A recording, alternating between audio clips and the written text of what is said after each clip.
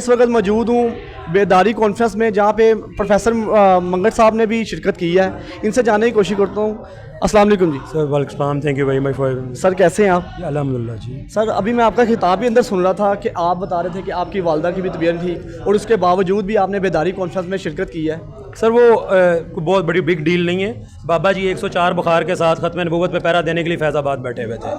سر ہمیں یہ بہت بتا بڑی دیں کہ بات ہے. تحریک لبیک پاکستان کے حق پہ ہمیشہ کیوں ڈاکہ مارا جاتا ہے؟ کب تک ماریں گے؟ اس سے کوئی ان کو فائدہ تو نہیں ہو رہا جی, نقصان ہی ہو رہا ہے. انشاءاللہ ایک وقت آئے گا کہ یہ خود تحریک لبیک پاکستان کے پاس آئیں گے اور کہیں گے کہ آؤ کھڑے ہو, فلسطین جاؤ اور آزاد کشمیر جاؤ اور کشمیر کو آزاد کروا کر. جیسا کہ تمام سیاسی پارٹیوں کو سوشل میڈیا پہ مطلب کہ جیسا کہ عمران خان انہوں نے اسٹیبلشمنٹ کے خلاف بھی بیان دیا اور اداروں کے بھی خلاف انہوں نے بیان دیے, لیکن ان کو سوشل میڈیا پہ پابندیاں نہیں لگی. لیکن تحریک لبیک پاکستان کو سوشل میڈیا پہ کیوں پابند کیا گیا؟ اس کی کیا وجہ ہے؟ سر جو حق پہ کھڑا ہوتا ہے اس کے راستے میں ہمیشہ مشکلات زیادہ آتی ہیں, اور جب وہ مشکلات آتی ہیں تو وہ ان مشکلات میں سے اتنا ہی زیادہ پالش ہو کے باہر نکلتا ہے. یہ ہمارے لیے انہوں نے پابندیاں لگا دی ہیں تو کیا تحریک لبیک پاکستان رک گئی ہے؟ تحریک لبیک پاکستان پہلے 22 لاکھ ووٹ لے رہی تھی, اب 34 لاکھ ووٹ لے رہی ہے. ان پابندیوں سے ہمیں فرق نہیں پڑ رہا, بلکہ وہ پابندیاں میں تو کہوں گا کہ ہمارا کارکن اس کو ان پازیٹیو مینر اڈاپٹ کرتا اور بڑھتی جا رہی ہے. تو کیا تحریک لبیک پاکستان اس حوالے سے کوئی عملی اقدامات اٹھا رہی ہے یا نہیں اٹھا رہی؟ عملی اقدامات یہ سر, ہم فیلڈ میں ہم تو کوئی بھی ایسا ایشو ہو جو مسلم امہ کا ایشو ہو, ملک کا کوئی ایشو ہو, تو ہم تو اس میں ساتھ کھڑے ہوتے ہیں. باقی کورٹس میں ہمارے کیسز گئے ہوئے ہیں. اب یہ کورٹس ہیں, انہوں نے دیکھنا ہے کہ وہ کیا ایکول وداؤٹ ڈسکریمنیشن جسٹس اس کو ڈسپینس کرتے ہیں کہ نہیں کرتے. ابھی تک تو کوئی ایسی چیز مجھے نظر نہیں. جی بالکل. تو فلسطین کے حوالے سے کیا آپ کہنا چاہیں گے؟ فلسطین کے حوالے سے جناب میں نے کیا کہنا ہے, ہماری پوری قوم کہہ رہی ہے, پوری جماعت کہہ رہی ہے, ہر مسلمان کہہ رہا ہے, بلا تفریق کہہ رہا ہے. فلسطین کے لیے بات کرنے کے لیے آپ کو کسی جماعت سے افیلیٹڈ نہیں ہونا چاہیے, آپ کو غیرت سے افیلیٹڈ ہونا چاہیے. تو اس کے اوپر ہمارے مسلمان بہن بھائی ہیں, ہم تو جو اس کے اوپر آواز اٹھا سکتے ہیں آج بھی اٹھا رہے ہیں, ریلیز بھی کر رہے ہیں, ہر چیز کر رہے ہیں, کنڈکٹ کر رہے ہیں. جو ہمارے ہاتھ میں ہم وہ کر رہے ہیں اور انشاءاللہ وہ ہم کرتے رہیں گے.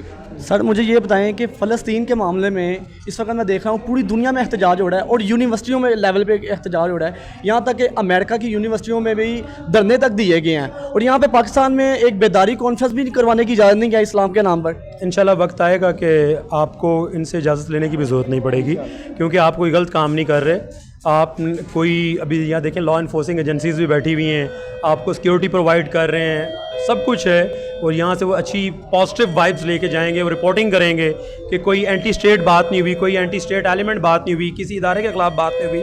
تو انشاءاللہ آہستہ آہستہ یہ اپنی غلطیوں سے خود بخود سیکھیں گے اور آپ کے لیے رستے آسان ہوتے جائیں گے انشاءاللہ. آپ نے بھی خطاب کرتے ہوئے اندر فرما رہے تھے کہ پاکستان بنا اسلام کے نام پہ ہے, اور جب تک یہاں پہ اسلام نافذ نہیں ہوتا تو وہ ترقی نہیں کر سکتا. تو اس کے حوالے سے کیا یہاں پہ تو جو مذہبی جماعتیں ہیں اس کو تو دکھایا بھی نہیں جاتا؟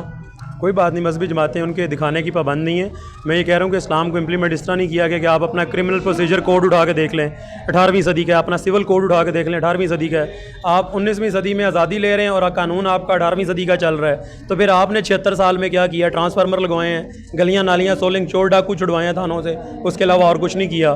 اگر کیونکہ آپ نے ملک کو اسلامی جمہوریہ پاکستان بنایا ہے تو پھر اپنی قانون سازی اکارڈنگ ٹو قرآن سنہ اینڈ شریعہ آپ کریں, تب آپ کا ملک اسلامی جمہوریہ پاکستان ہوگا. جی اچھا, میں ایک سوال اس میں ایڈ کرنا چاہوں گا. اس وقت انڈیا میں الیکشن ہو رہے ہیں اور میں نریندر مودی کا جو اسپیچ تھی وہ میں سن رہا تھا. وہ کہہ رہا ہے کہ جس کے ہاتھ میں ڈمرو ہے, یعنی کہ وہ جو ہندوؤں کی روایت وہ ہوتا ہے ان میں مذہب میں, تو وہ جو بجائے گا وہی گورنمنٹ میں آئے گا اور سرکار اس کی جو جے شری رام کا نعرہ لگائے گا. اور یہاں پہ ہم رسول اللہ صلی اللہ علیہ وسلم کا نعرہ لگاتے ہیں تو لوگ ہمیں کہتے ہیں اسلام کے نام پہ ووٹ مانگتے ہیں. یہ تانا سننے کے کیوں ملتا ہے؟ سر بیسیکلی دیکھیں, یہ کہتے ہیں کہ مذہب اور سیاست علیحدہ علیحدہ ہے. نہ مذہب اور سیاست علیحدہ علیحدہ ہے, نہ ریاستی امور مذہب سے الگ ہیں.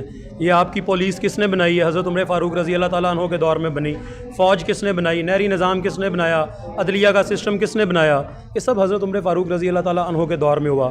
تو اگر اس وقت رسول اللہ صلی اللہ علیہ وسلم کے ممبر سے آپ کی پوری ریاست چل سکتی ہے, تو آج رسول اللہ صلی اللہ علیہ وسلم کا ممبر اس کے لیے نعوذ باللہ مجھے کہنا نہیں چاہیے کیوں سمجھتے ہیں کہ اس کے لیے جناب کمپیٹنٹ انف نہیں رہا. کمپیٹنٹ انف ہے, لیکن یہ ٹرسٹ نہیں کرنا چاہتے. یہ کیونکہ اگر یہ ٹرسٹ کریں گے, یہ اس کے اکارڈنگلی چلنے دیں گے, تو پھر چوری کرنے والے کے ہاتھ کٹیں گے. اور چوری کرنے والے کون ہیں آپ کو پتہ ہے.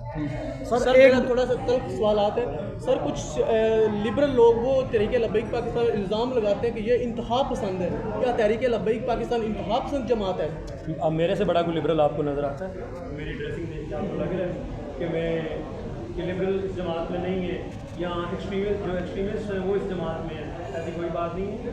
رسول اللہ صلی اللہ علیہ وسلم سے جو محبت کرتا ہے وہ ایکسٹریمسٹ نہیں ہوتا، وہ سب سے بڑا ڈگری ہولڈر ہوتا ہے، وہ سب سے بڑا غیرت مند جوان ہوتا ہے اور وہ سب سے بڑا غیرت مند انسان ہوتا ہے. اور اگر کوئی اس محبت کو کوئی ایکسٹریمزم کہتا ہے تو پھر میرا خیال ہے کہ وہ جب ایکسٹریمزم اس کو کہنا اٹسیلف ایکسٹریمزم ہے.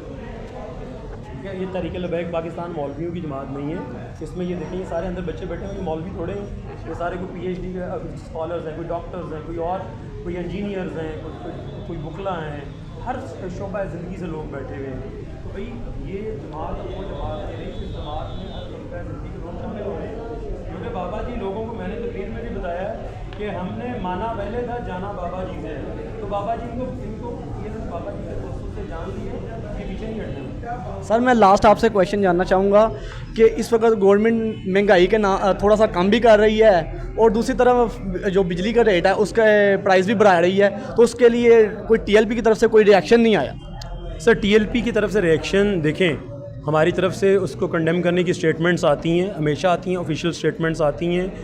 لیکن جب ایک گورنمنٹ بن جاتی ہے وہ جس طرح مرضی بنی ہو، سب کو پتہ ہے یہ گورنمنٹ کیسے بنی ہے، ہر ایک بندے کو پتہ ہے، بنانے والوں کو بھی پتہ ہے، بننے والوں کو بھی پتہ ہے، جیتنے والوں کو بھی پتہ ہے، ہارنے والوں کو بھی پتہ ہے. اگر کوئی گورنمنٹ جس طرح بھی بن جائے، جب الیکشن ہو رہا ہوتا ہے تب وہ پولیٹیکل پارٹیز کے بیچ میں ہوتا ہے، جب گورنمنٹ بن جاتی ہے تو وہ گورنمنٹ ہم سب کی ہوتی ہے، کیونکہ وہ ہمارے ٹیکس کے پیسے سے چل رہی ہے. اگر گورنمنٹ کوئی اچھا سٹیپ لے تو ہمیں اس کو اپریشیٹ بھی کرنا چاہیے، اور اگر کوئی وہ برا کام کرے تو اس کو روکنا بھی چاہیے، ہم روکتے بھی ہیں. تو مہنگائی اگر آپ سمجھیں کہ مہنگائی کم ہو رہی ہے تو یہ اس وقت ایک دیوانے کا خواب ہے. مہنگائی اگلے 2 سال میں اس صدی کی جو آل ٹائم ہائی چلی جائے گی، آل ٹائم ہائی چلی جائے گی. IMF deal sign ہونے کی دیر ہے، یہ پرائر ٹو دی پوسٹ آپ کہہ سکتے ہیں، post IMF deal یہ تھوڑا سا ریلیف عوام کو دیا جا رہا ہے. جیسی وہ ڈیل سائن ہوگی آپ کے لیے بڑے ٹف کنڈیشنز آ جائیں گے. جی چلیں جی، تھینک یو ویری مچ.